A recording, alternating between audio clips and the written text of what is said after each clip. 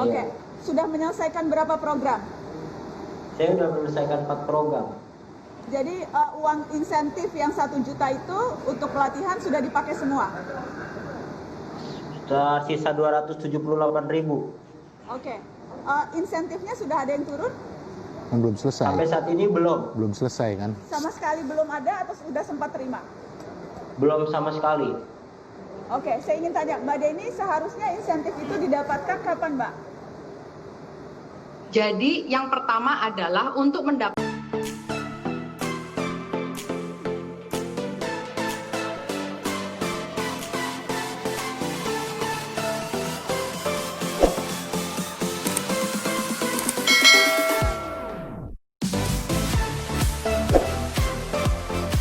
Kerja gelombang kedua, ada Yoshua Yansen. Selamat malam, Yoshua.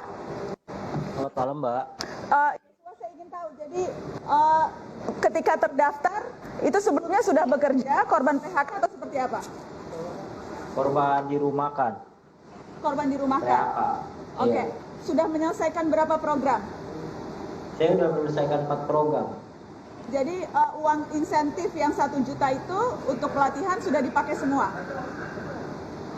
Sudah sisa 278.000. Oke, insentifnya sudah ada yang turun? Belum selesai. Sampai saat ini belum. Belum selesai kan? Sama sekali belum ada atau sudah sempat terima? Belum sama sekali. Oke, saya ingin tanya, Mbak Deni, seharusnya insentif itu didapatkan kapan, Mbak? Jadi yang pertama adalah untuk mendapatkan insentif, teman-teman semuanya harus mengupgrade akun e-wallet atau kemudian bisa di KYC oleh lembaga keuangan yang bekerja sama dengan Kartu Prakerja. Karena itu adalah regulasi dari Bank Indonesia maupun OJK. Jadi ada 2 tahap, katakanlah, identifikasi peserta dari kami pada saat penetapan peserta. Yang kedua adalah ketika peserta melinkkan nomor telepon serta HP-nya kepada akun bank maupun akun e-money-nya. Kalau itu belum di-upgrade atau ada perubahan atau perbedaan NIK maupun nomor HP-nya, itu maka tidak bisa dilakukan. Nah, kami baru saja belum ada 3 minggu, kalau tidak salah, sudah kemudian menyelesaikan pekerjaan rumah, yaitu bagi yang itu ada perubahan, maka itu bisa kemudian dirilingkan. Nah, yang selanjutnya terkait dengan beberapa peserta yang belum menerima untuk 600.000 yang gelombang kedua atau yang bulan kedua, itu sudah diputuskan tadi dalam rapat, karena kami sekali lagi adalah pelaksana, bukan pembuat kebijakan, bahwa untuk minggu ini akan didisperse. Oke, jadi akan disalurkan untuk minggu ini bagi yang memang belum menerima tahap kedua ya, Mbak Deni? Tahap kedua dan yang tahap pertama. Tetapi sekali lagi yang tahap pertama tadi isu mengenai apakah NIK-nya itu adalah sama. Jadi misalnya saja ketika saya memilih untuk di BNI atau di OVO, GoPay maupun Link aja, itu nomor HP-nya harus persis sama dengan nomor HP ketika dipakai untuk mendaftar Kartu Prakerja. Bukan berbeda. Yang kedua, NIK-nya juga harus sama persis. Tidak bisa NIK yang lain. Yang ketiga adalah nomor akun dari GoPay maupun BNI dia juga harus persis. Oke, baik. Saya ingin ke Bang Fadlizon. Apa catatan Anda soal Kartu Prakerja ini? Ya, menurut saya jelas ini satu program yang merupakan pemborosan, tidak relevan, tidak tepat sasaran, dan seharusnya dihentikan, gitu ya. Jadi ada 4 catatan saya. Yang pertama adalah tidak relevan dalam situasi COVID ini, karena saya kira masyarakat yang menjadi korban dari atau terkena dampak, termasuk juga karena ekonomi, lebih membutuhkan cash transfer.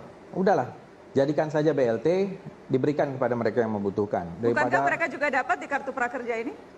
Ya, tetapi lihat prosedurnya aja bermasalah kayak begini. Itu yang mempunyai akses kepada online. Gimana orang-orang yang ada di hutan-hutan, ada yang di jauh yang tidak mempunyai akses, ya. Yang kedua, skemanya saja tadi bermasalah. Jadi tidak jelas skemanya, kemudian validasi datanya juga lemah, tidak ada satu verifikasi, dan sudah terbukti, ya saya kira banyak orang yang mencoba, bahkan ada salah seorang pemimpin redaksi dari sebuah berita online bisa masuk ke sana. Kemudian juga mitranya tidak kompeten. Saya kira udah banyak contoh-contoh bahwa ini sebenarnya gratis gitu ya. Bisa dengan gratis, tetapi alasan dari direktur eksekutif tadi menurut saya alasan yang sangat sumir gitu. Kalau untuk mengatakan bicaranya sekian waktu, udahlah. Menurut saya masyarakat juga memprotes ini dan ingin menghemat dana ini kan dana rakyat juga, dana negara, dana rakyat.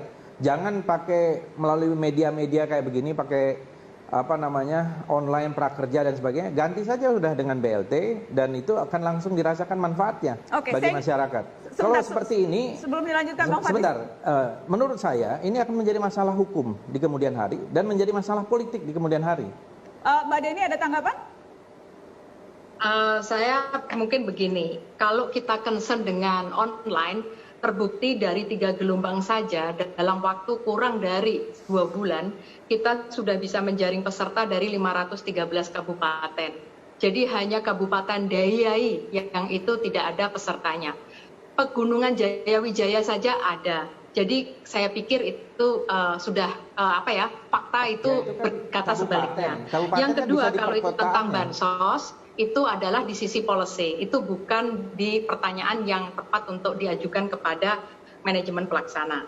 Selanjutnya kalau itu tentang pelatihan gratis, begini sih, saya kan dosen Fakultas Ekonomi, kalau kita googling misalnya saja mata kuliah ekonomi mikro, ekonomi makro, atau bahkan di Coursera, itu juga ada. Apakah dengan demikian kemudian kuliah tidak berbayar atau kemudian tidak ada kuliah? Saya pikir kan tidak begitu.